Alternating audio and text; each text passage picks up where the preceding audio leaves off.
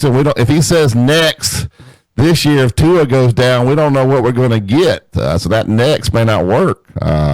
Coach, how are you? Hey. I'm doing good. How you guys doing? Good. Thanks for being on. We should get you on a regular basis. You don't need to be doing that CBS stuff. You need to be on with us. Yeah, we're way. We got to get some bologna and milk money now. We got to take care of some.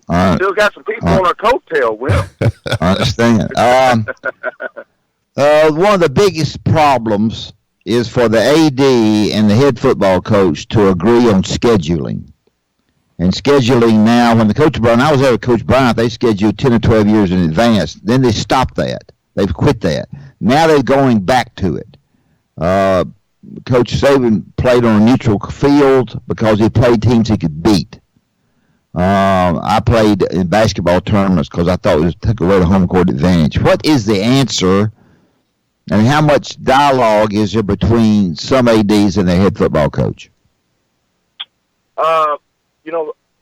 I had the opportunity to work for one of the greatest, Coach Broyles, and we always had great dialogue, great communication, and always good. Now, the one thing when I got there, the schedule, as you mentioned, Coach, was already in place. Now, if you're going to a place where you're trying to, you're on the mat, you're trying to build a program, you want to schedule right. And what I mean by that is, you want to get off to a good start. I remember way back in the Southwest Conference days, when Coach Broyles was coaching, he'd have 3 to 4 nice games. And what I mean by that is, you're going to be better. You're better than them. You got to go play, but now you're 3-0, 4-0. Then you get into the conference, and you're off to a good start. Sure. And now once you get a team that you feel like going in that locker room, you look in there and you built your program, you got it rolling. Of course, all fans, they want to see the big game. They can't wait for let's go play the top team in the ACC. Let's go play the top team in the Big Ten. Hey, you can do that. That's great. And it creates a lot of excitement for your players. And starting in the summer, from spring, summer, and all that, everybody get focused, get ready to go play Ohio State or USC, Notre Dame, whatever it may be. You can do that. But go back and look at Coach Snyder, Bill Snyder of Kansas State. Look how he scheduled. When you schedule to help your program, there's something to it. And to me, you got to have that relationship. But as you mentioned, a lot of times, though, those schedules are made far, far in advance, you can't do anything about. Yeah. We're talking with Coach Houston Nutt. Houston, is it a good look for the SEC?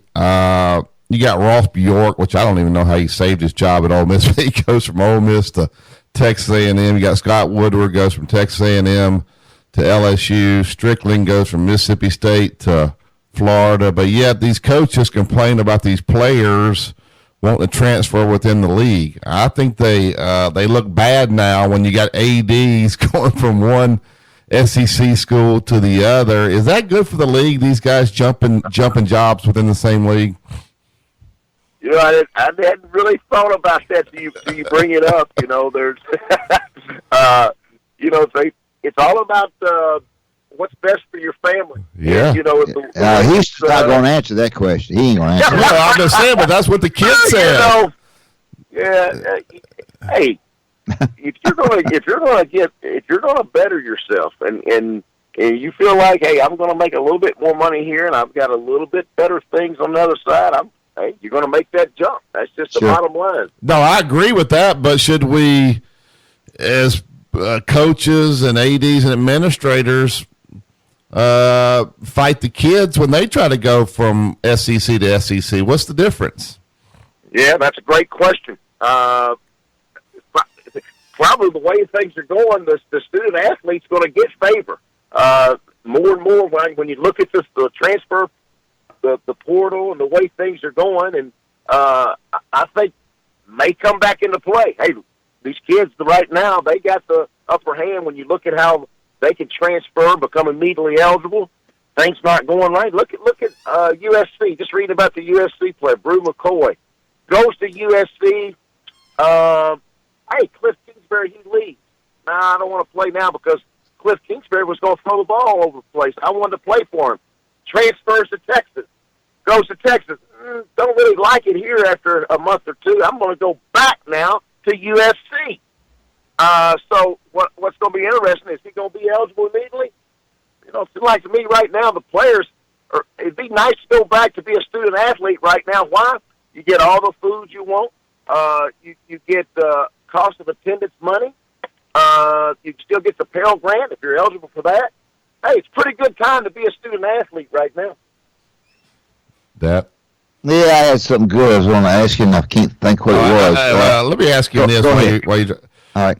Houston, 2 questions. You know, with Nolan Richardson and Dad was at Alabama, Nolan Richardson at Arkansas, they were rolling, man, in basketball. I mean, Nolan Richardson, 40 minutes of hell. And it's kind of, since he's left, they've had some up and down years. Alabama's kind of been the same way. Godfrey got them to the Elite Eight, but it's been up and down.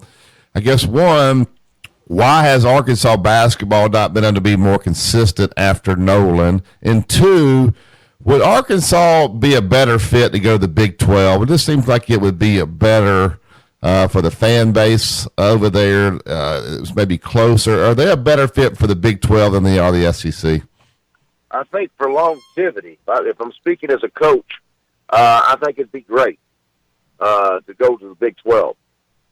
When you look at the SEC and you look at the 14 teams, Alabama's, the LSU's, Auburn, Alabama, you know, that's tough. And so Big 12, if you ask any football coach, if they're honest, say, hey, Arkansas, would you like to go to the Big 12? Yes. But the problem is this. It's money.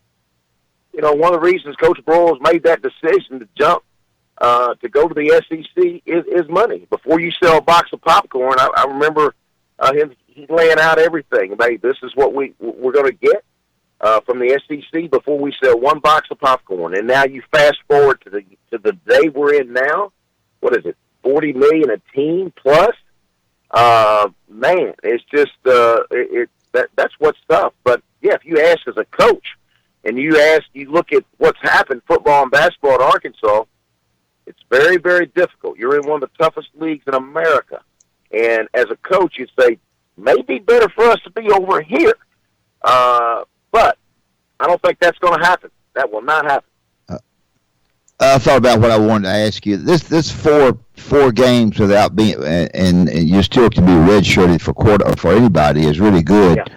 You take Alabama for example. They got 2 guys, Tua's brother and Coach Bryant's grandson, and then they got the kid from University of Kentucky who's the backup quarterback. You are able at Alabama to bring it, and Tua is so loud to be heard at the first play of the game.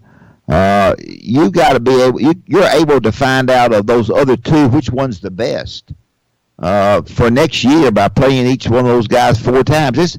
I know you're going to say yes, but it's a heck of a rule, isn't it? It is a great rule, Coach. It's a great rule, and there's so many different scenarios. I wish I had that back when I was coaching because I can't tell you how many times. First of all, it keeps the freshmen. It keeps them alert. There's one thing about sending them down the other end of the field. Okay, you're going to do a great job for us being a scout team guy. You're going to hold this dummy. You're going to be the Kodak kid where you're going to give a great picture for the offense or defense. But if you say, look, we're not only going to send you down our scout team, but I want you to get ready. You're going to be on the kickoff team the very first game of the year. Mama, sisters, grandmama, uncle, aunt, they're all coming to see you play. You know, you got some intensity there. But as you mentioned, all of a sudden there's a quarterback situation where we're going to find out when the lights come on what you're about. And you have those 4 games. Man, it's I love that rule. And then it could be in the middle of the year or the end of the year. You get 2 or 3 hurt at a certain position, and you got 4 games left. You call one up. Get ready, buddy. Get ready.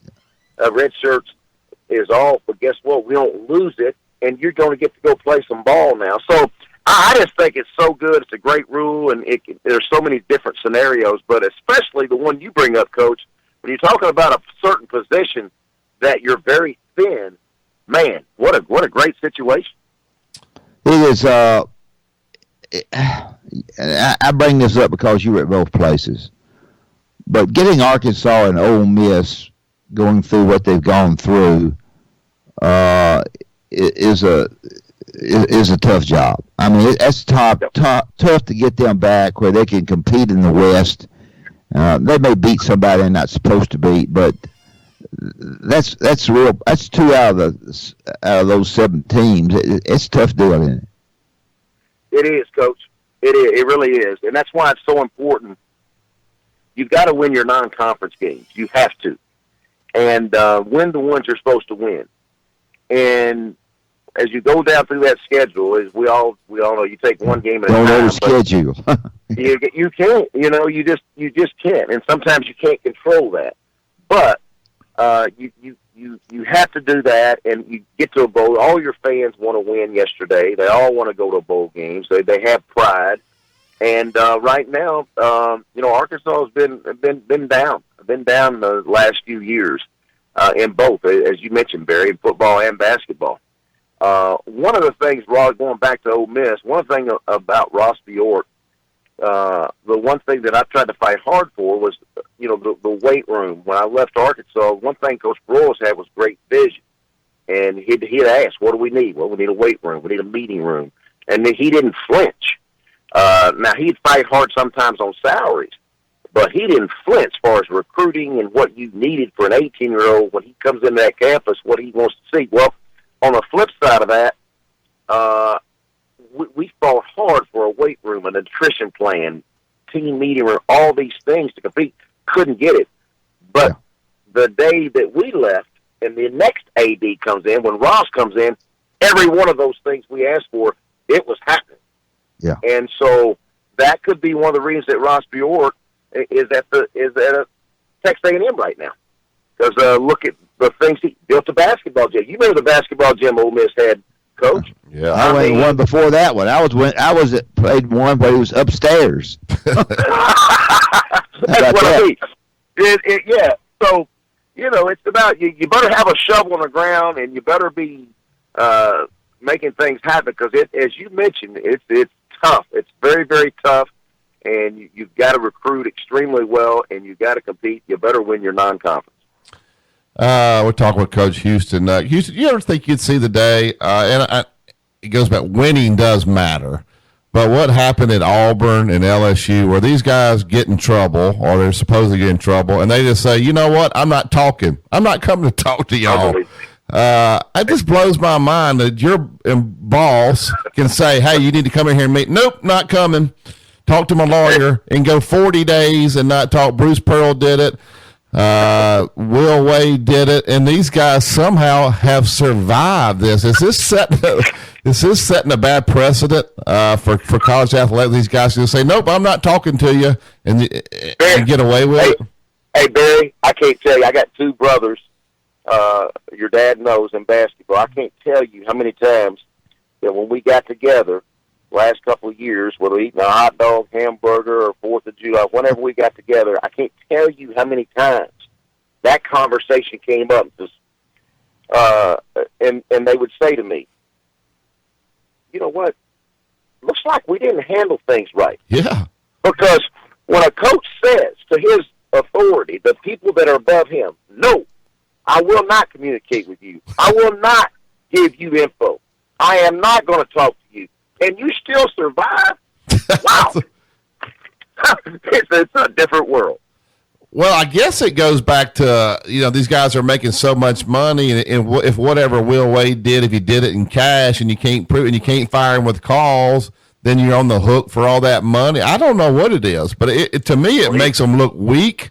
It makes Greg Sankey look weak. That Will Wade, that's still over there coaching. I think it makes the conference look weak, to be honest with you. I think people outside the SEC are laughing at us, just saying, "Hey, that's a renegade league. Look what they can do."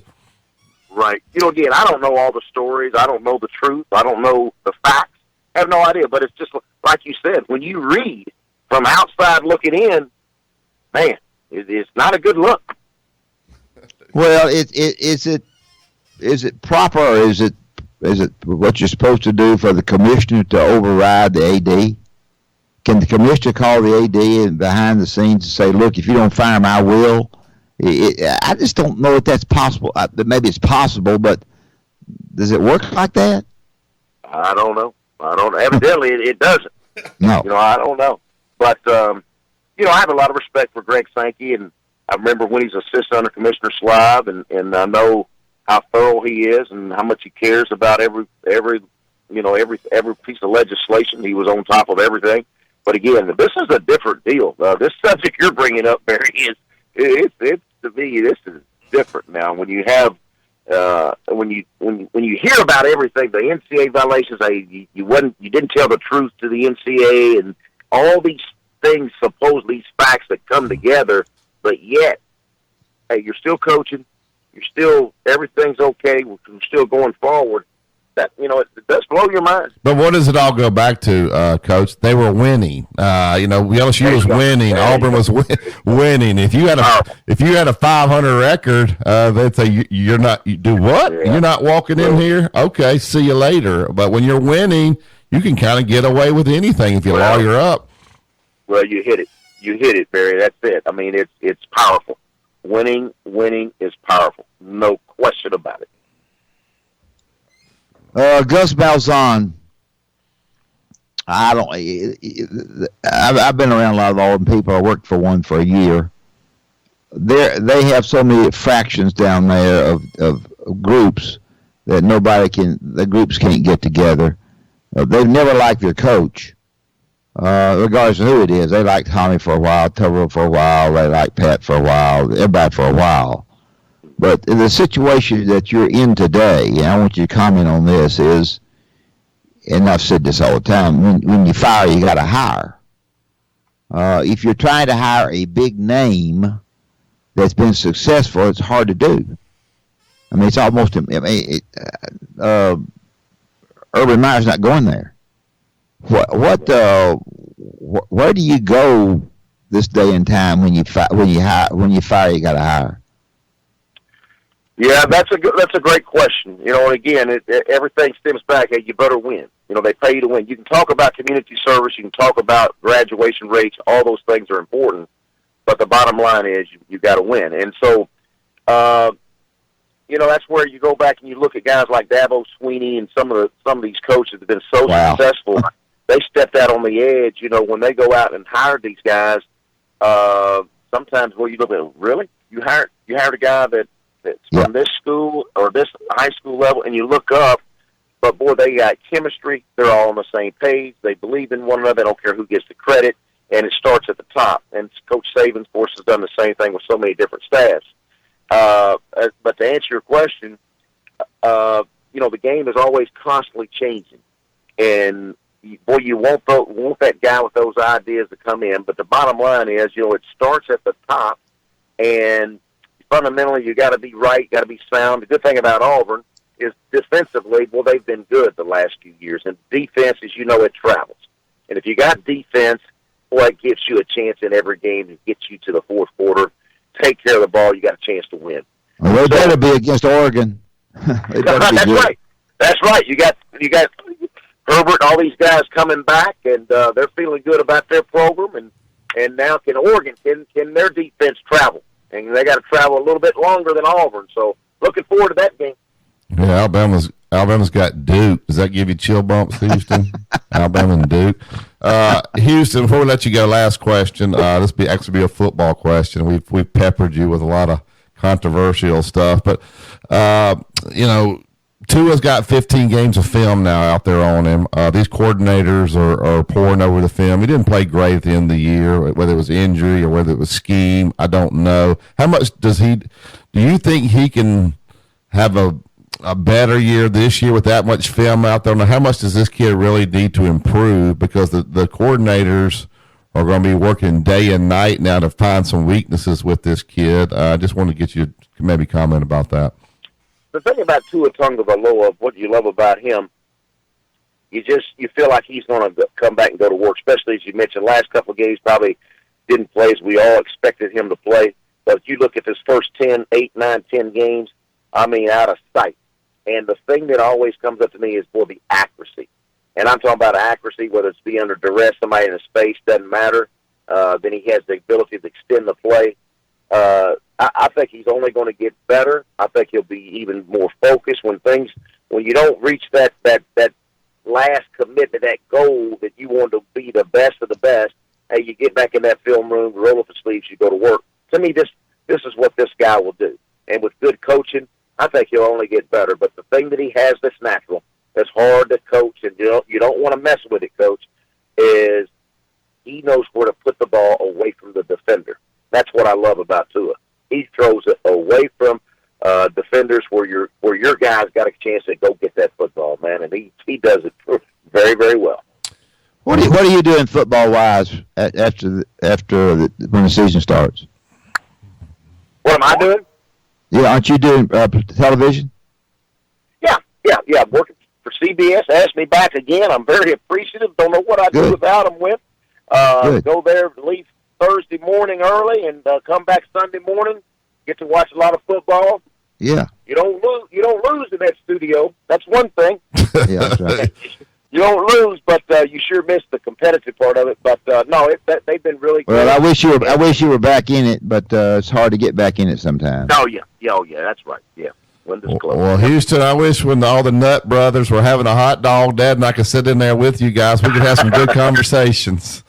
There's no question about that. No question about that. Yeah, Houston could buy the hot dog. Yeah, Houston's rich.